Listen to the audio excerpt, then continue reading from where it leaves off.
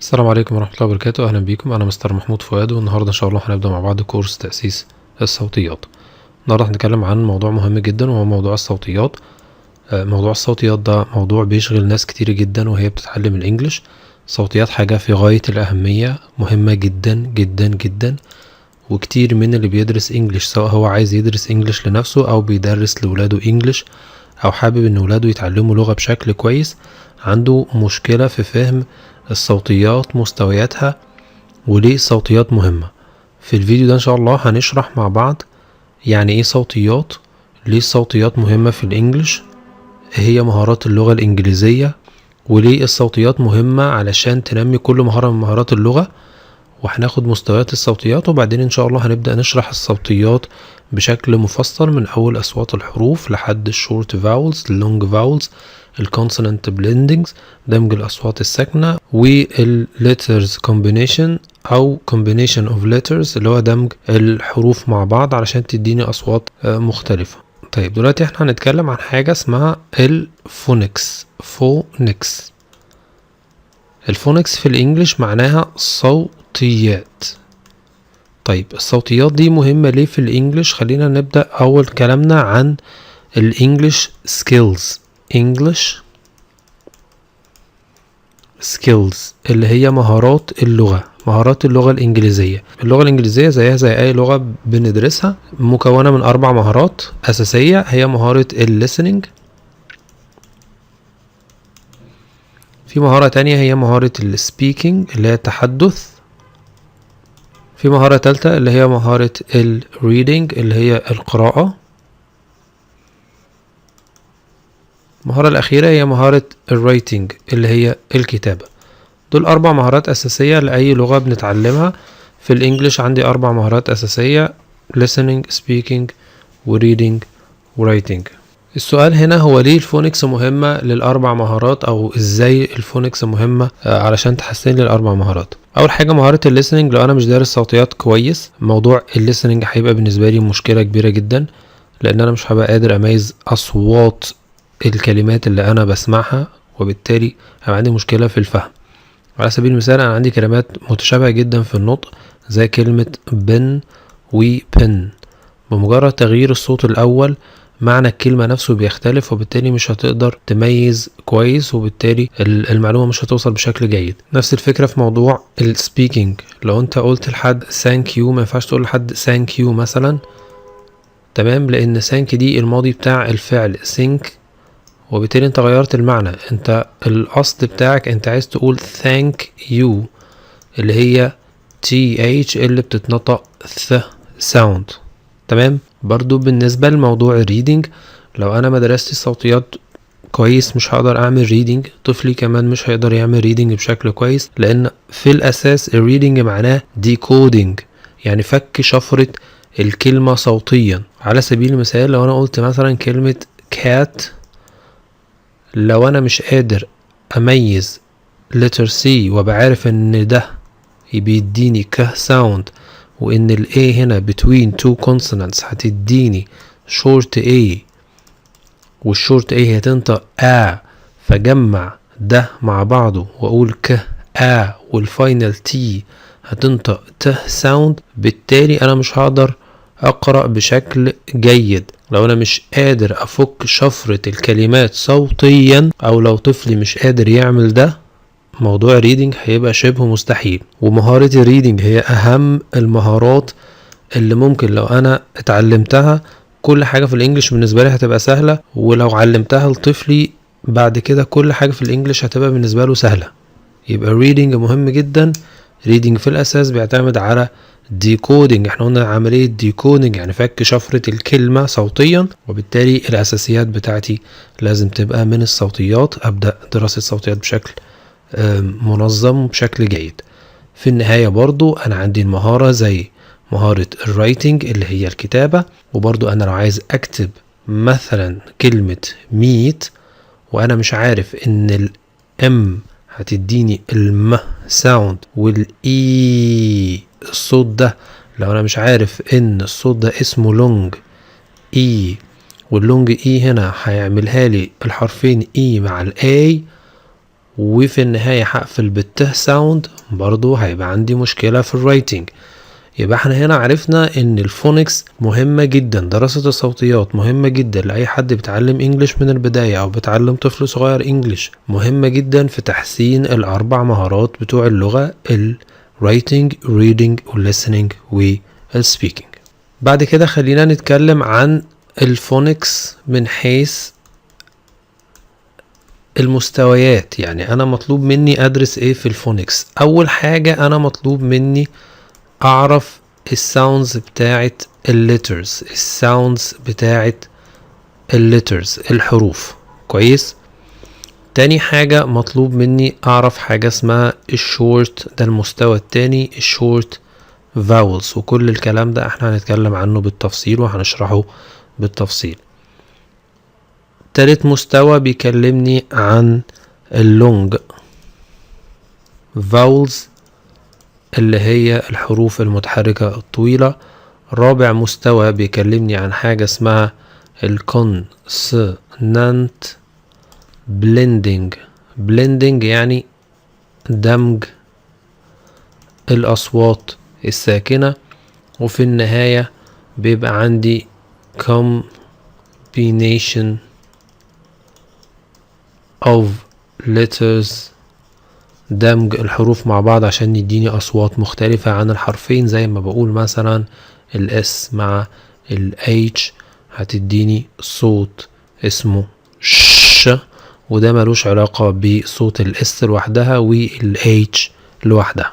يبقى دي الخمس مستويات اللي انا المفروض ان انا هعرفها في البداية. لما بتمكن من دراسة الخمس مستويات دول، اصوات الحروف بتاعتي، الشورت فاولز، اللونج فاولز، الكونسونانت بلندنجز، والكومبينيشن اوف ليترز، بعد كده بكون انا قادر ان انا ابدأ اتعمق في دراسة البرونانسيشن، النطق. النهاردة هنبدأ مع بعض الفونكس ليفل 1، المستوى الأول، وهو الليترز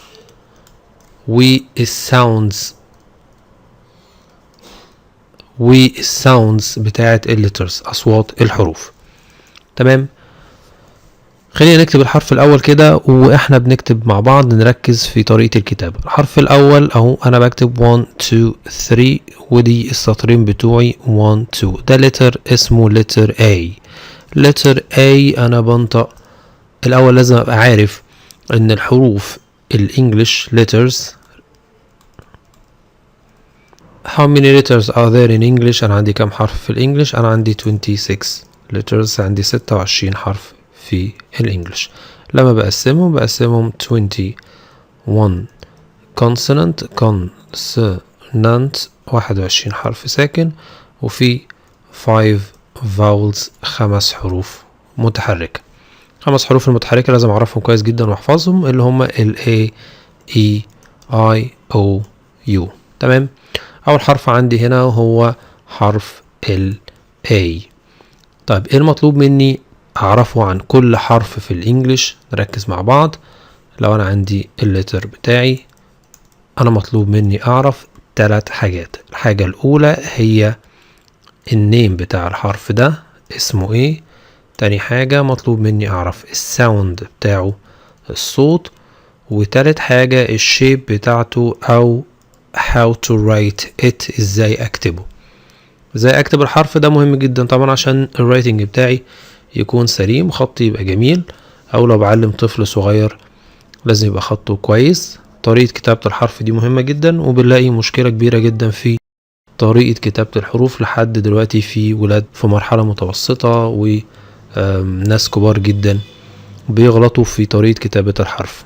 فدي حاجة مهمة جدا ان انا اعرف اسم الحرف، برضو ده مهم، ولكن الاهم ان انا اعرف صوت الحرف. هو ده الاهم من ان انا اعرف اسمه، لان انا بعمل ريدنج بصوت الحرف، لان انا بعمل رايتنج بصوت الحرف. فالتركيز في الاهم، فالتركيز اهم حاجة بيكون على الساوندز، الاصوات. ولازم نبقى عارفين قاعدة عامة ان الانجليش لغة اصوات، انا بتعامل مع اصوات مش بتعامل مع اسماء حروف.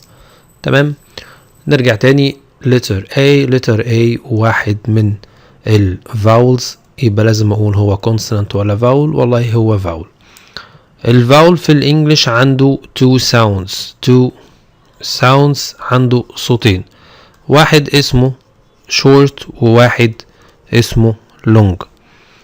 الشورت فاول بينطق لما يجي CVC. يعني ايه الكلام ده؟ يعني consonant vowel consonant، حرف الساكن وبعديه فاول وبعدين consonant، او بمعنى اصح الحرف الفاول between two consonants، ما بين حرفين ساكنين. دلوقتي معادنا مع examples، امثلة على short vowels. الفاولز زي ما اتفقنا هما ال A ال E ال I ال O ال U.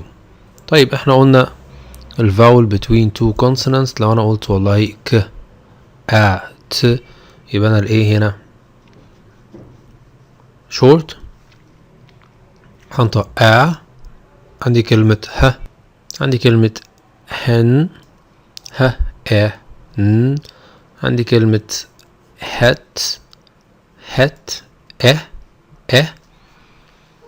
شورت اي عندي ه او ت هوت، شورت او وعندي ه ا ت، ودي شورت يو تنطق شورت يو هتنطق لما اروح لللونج فاولز يهمني بس في اللونج فاولز معلومه مهمه جدا، ان انا بنطق اللونج فاولز زي النيم بتاعه.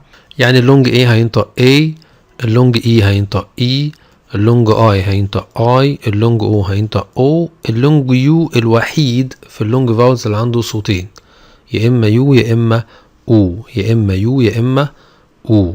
تمام، دي معلومات مهمه جدا عن الكونسونانت والفاول. لما يجي اروح لحرف الكونسونانت،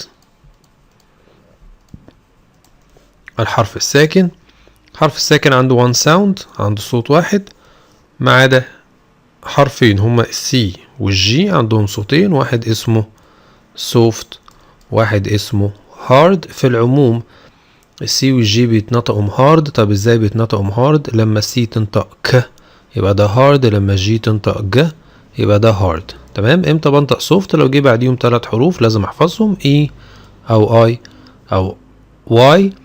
لما اجي اقول والله سايكل، لما اجي اقول سيركل، لما اجي اقول جي راف، يبقى هنا الجي اتنطقت سوفت لان بعديها اي، السي اتنطقت سوفت بعديها واي، السي اتنطقت سوفت بعديها اي. تمام. غير كده في العموم انا بنطق السي والجي هارد. طب السوفت سي هتنطق س، هارد سي هتنطق ك، سوفت جي هتنطق ج، والهارد جي هتنطق ج.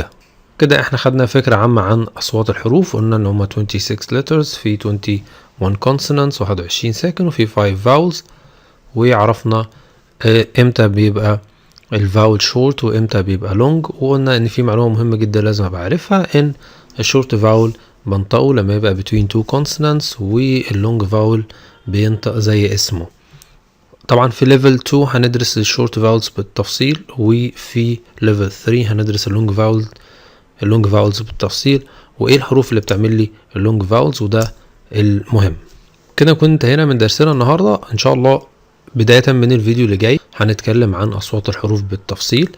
هنبدأ من أول letter A لحد letter Z، وهنشرح كل ما يخص صوتيات اللغة الإنجليزية. أشوفكم على خير الفيديو الجاي. مهم جدا ما ننساش لو الفيديو عجبنا أو استفدنا بمعلومة نضغط لايك للفيديو، ونعمل سبسكرايب للقناة، ونضغط على رمز الجرس، ونعمل شير مع كل أصدقائنا على قد ما نقدر عشان كلنا نستفيد. أشوفكم على خير الفيديو الجاي. السلام عليكم ورحمة الله وبركاته.